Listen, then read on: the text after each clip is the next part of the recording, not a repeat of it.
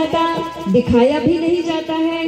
भगवान की महिमा, भगवान का साक्षात्कार जिस मनुष्य को हो गया है उन्हें भी अंकुश है कि संपूर्ण जनमानस तक हमारी कीर्ति कितनी आपको फैलानी है। मेरे साक्षात्कार तुझे हो गए। भगवान शिव कहते हैं कि अगर तेरी भक्ति से मैं प्रसन्न नहीं होता तो तुझे दर्शन ही नहीं देता, लेकिन मेरे ही हृदय प्रिय भक्त के सानिध्य में तुझे मैंने ही लेके आया, मैंने ही तुझे मेरी भक्ति करने का मार्ग बताया, मुझे प्राप्त करने का मार्ग मैंने ही बताया, और मैं ही तेरी भक्ति से फिर पुनः प्रसन्न होकर के तुझे अनुग्रह आशीर्वाद प्रदान कर रहा हूँ। ये सब भगवान शिव की कृपा से ही संभव हो पाता है। जीवन में मनुष्य जब श्रेष्ठ बनता है तो ज्ञान के माध्यम से ही बनता है, लेकिन ज्ञान मिल जाने के बाद अहंकार भी आता है। इसीलिए माँ बगलामुखी शक्ति सिद्धपीठ जिला सिवनी से जो भी नर नारी भक्त जुड़ते हैं उन्हें डायरेक्ट ज्ञान नहीं दिया जाता, पहले उन्हें भक्ति प्रदान की जाती है। भक्ति के वशीभूत भगवान होते हैं। भक्त और भगवान में भेद नहीं होता, गुरु और शिष्य में भेद नहीं होता। दूध और पानी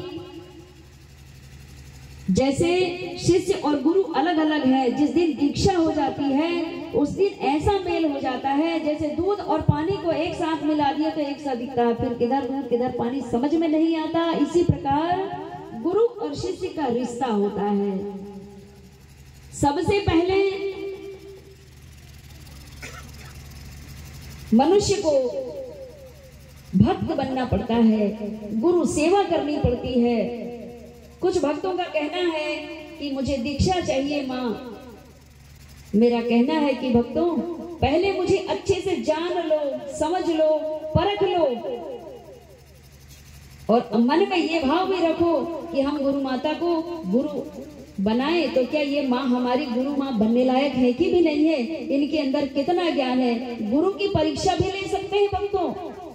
ऐसा नहीं कि आप गुरु की परीक्षा ना लें, गुरु को जांचो, परखो, इसके बाद ही दीक्षा लेना। हमारे पुराने बड़े बुजुर्गों ने कहा है, बेटे पानी पीना छान के, गुरु बनाना जान के। हमारे गांव का पड़ोस का जोगी भला बाहर का पता नहीं कहां से क्या करके आया और हम गुरु जी क्योंकि गुरु के कर्म शिष्यों को भी भोगना पड़ता है और शिष्य कर्म गुरु को भी भोगना पड़ता है। यही तुम्हारा ही चेला ही वाला, ऐसा बोलते हैं। इसीलिए तो अच्छे से एक दूसरे को पहचान लो, इसके बाद दीक्षा लेना। हम भी परखेंगे कि जो भक्त दीक्षा लेने के लिए आतुर है, उत्सुक है, तो वो शिष्य बनने के योग्य है भी ही कि नहीं। बिन गुरु ज्ञान कहां से पाऊं। अगर भगवान शिव की कृपा प्राप्त करनी है, भगवान राम की कृपा प्राप्त करनी है, तो गुरु शरण जाना ही होगा। और गुरु को जांच परख लेना इसलिए जरूरी है। कभी कभी अज्ञानता के वशीभूत दिव्य साधना करने के लिए मनुष्य कहीं भी दीक्षा ले लेता है, और बेचारे उन देवताओं को, ब्राह्मण देवताओं को साधना की पद्धति ज्ञात नहीं रहती, क्योंकि वे वैदिक पद्धति से पूजन करवाते हैं। दो प्रकार से पूजन होती है परमात्मा की आराधना, एक वैदिक पद्धति से, एक तांत्रिक पद्धति से। अब आपने वैदिक पद्धति से जो पूजन कर रहे हैं महाराज जी, तो उनसे कहें कि हमें तंत्र पद्धति की दीक्षा दीजिए और हम महाशक्तियों ब्रह्म शक्तियों की आराधना करना चाहते हैं, तो कैसे होगा। फिर कहेंगे कि हमने दीक्षा ले ली महाराज जी से, लेकिन कुछ नहीं हो रहा है, हमें आज तक माँ भगवती का जरा सा भी अनुभव नहीं हुआ। भगवान शिव की हम 11 वर्ष 12 वर्ष हो गए साधना कर रहे हैं, कुछ अनुभव नहीं हो रहा है।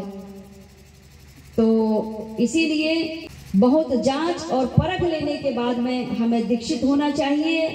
गुरुजनों के श्री मुखारविंद द्वारा प्रत्येक वाक्य ब्रह्म वाक्य निकलते हो, ब्रह्म वाक्यम जनार्दनम। साधक सिद्ध महापुरुष गुरुजन महावाक्य उपदेश अपने शिष्यों को प्रदान करते हैं, उनके जीवन और उनके परिवार के जीवन में परम कल्याण होने के लिए, परम कल्याणकारी बनाते हैं।